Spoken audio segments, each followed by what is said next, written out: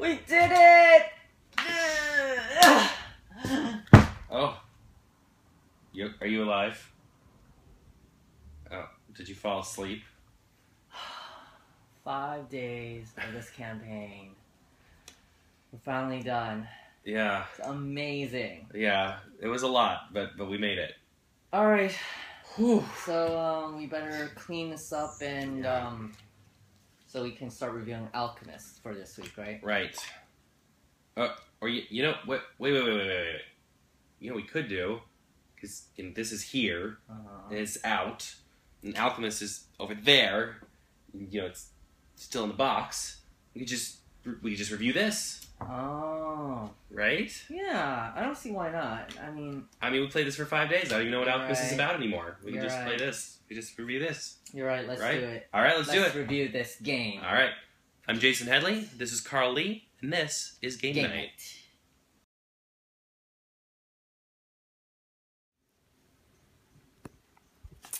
Imperial Assault is a new game from Fantasy Flight Games and the people behind the hit games Descent and Descent Journey in the Dark 2.0 and all the expansions that go along with that. But in case you have no idea what any of those things are, let me break it down a little bit.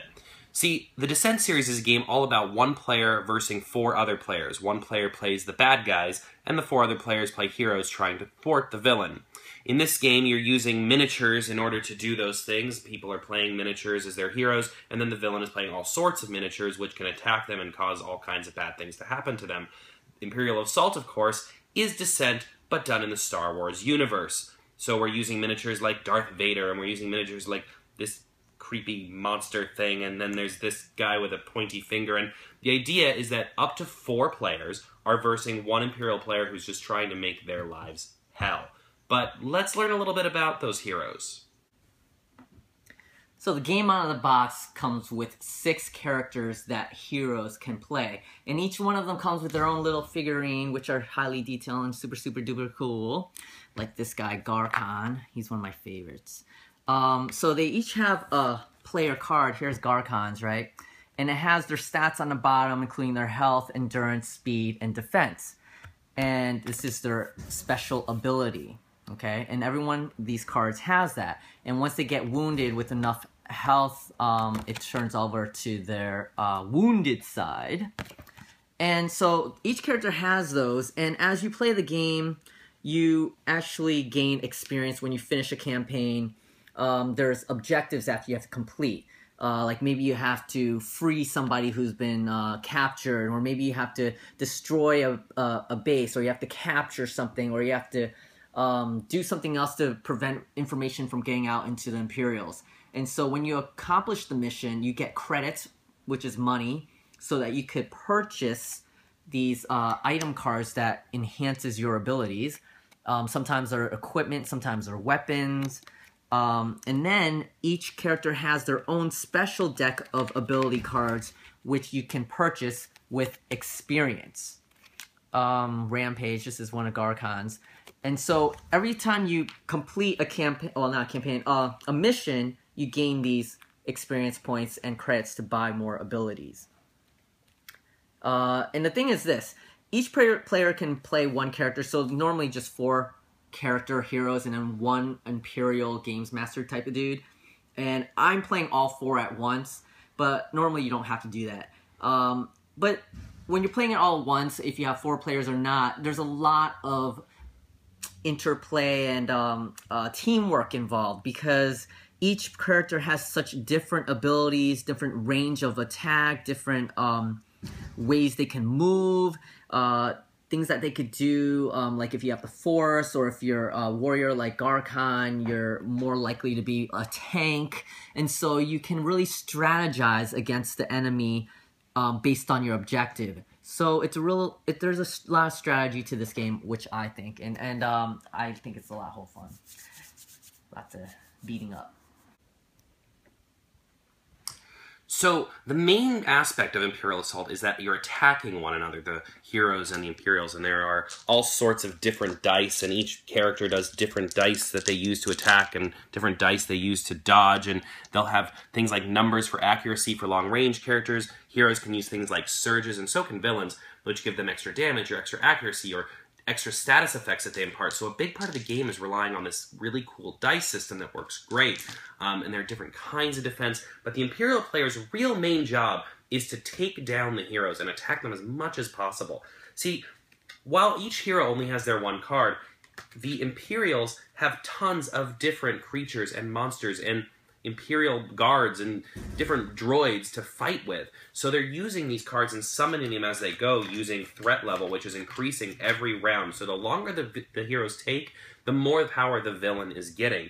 And as we summon these cards, we're able to bring them in at points in the game and attack. And even sometimes in the campaign, we're being allowed to bring them in at certain aspects just because someone opened a door. Your heroes might open a door and think everything's fine in there, and suddenly they're just cascaded with enemies.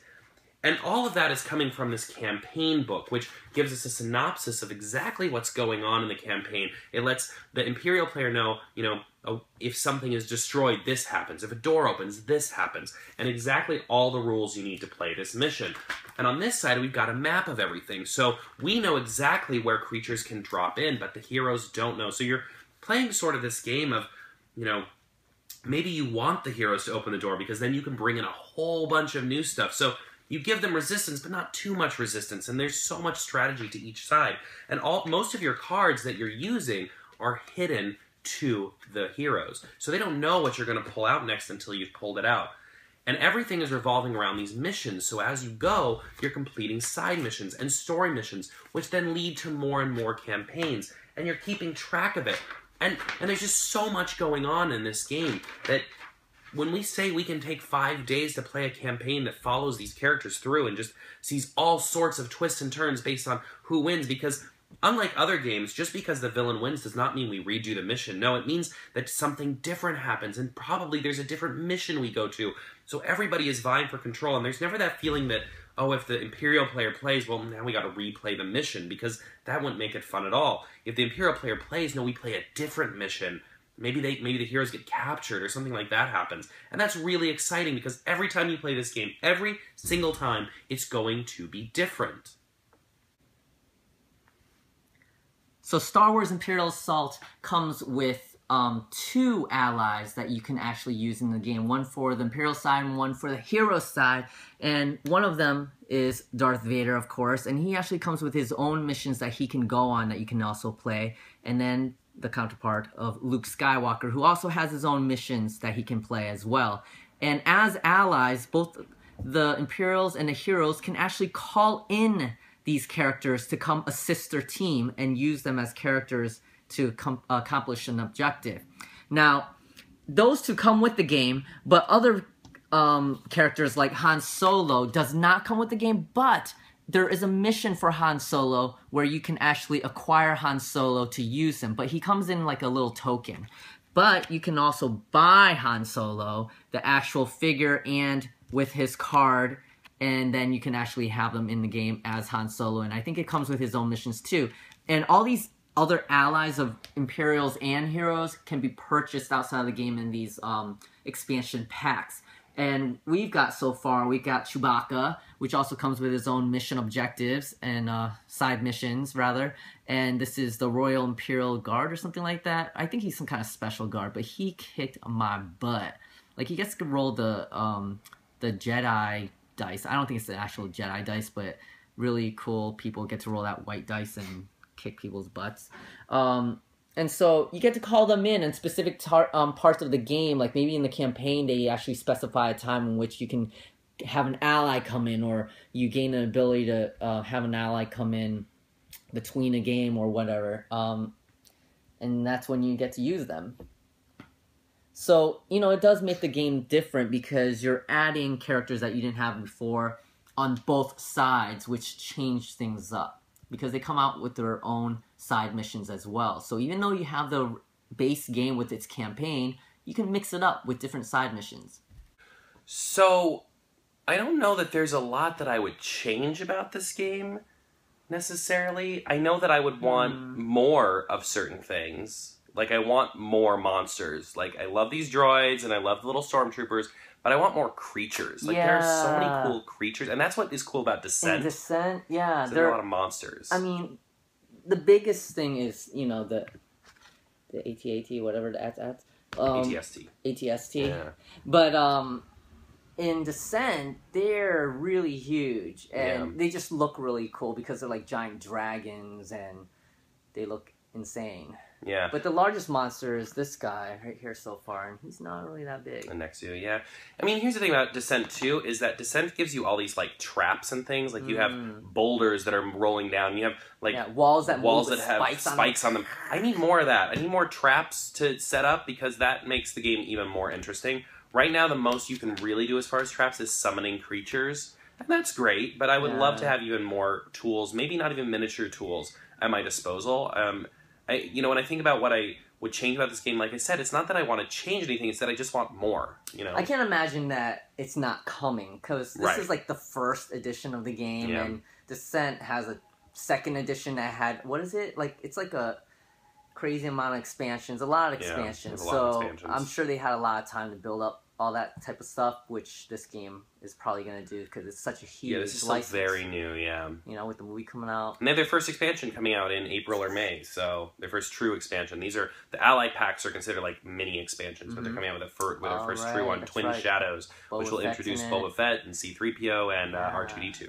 Wow. So that is pretty exciting. So what don't I like? Yeah, you're right. It is a little hard to say what I don't like.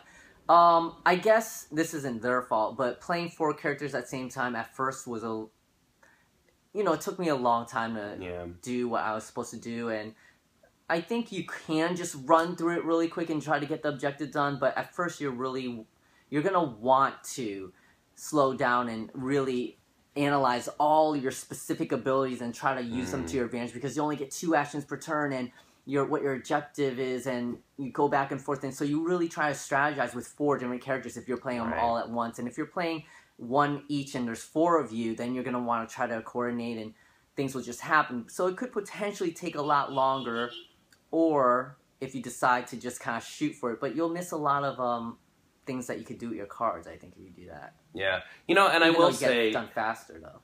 We've only played through the campaign once, but at no point did I feel like we ever ran into a mission where I was like, ugh, this mission sucks. Like, all the missions are pretty... your butt, right, but all the missions are pretty fun in their own right. Like, we haven't really run into a mission yet where we thought was just plain dumb or boring or lame, stupid. All the missions are really well done and really fun and really interesting, and I like that a lot. Yeah, and the campaigns, they seem different enough. I don't feel like there was one that I did was exactly the same yet. There isn't. Yeah. So, yeah. As far as buying this or passing on it or playing it, what do you think? Well, I think it's a solid purchase because of the license, okay? It's such a proven license, and this property is going to be growing and blowing up even more than ever coming in about a year or so, right? Yeah. And so they're going to be putting a lot behind it to make it bigger and better, and so you can buy this game and it'll keep growing.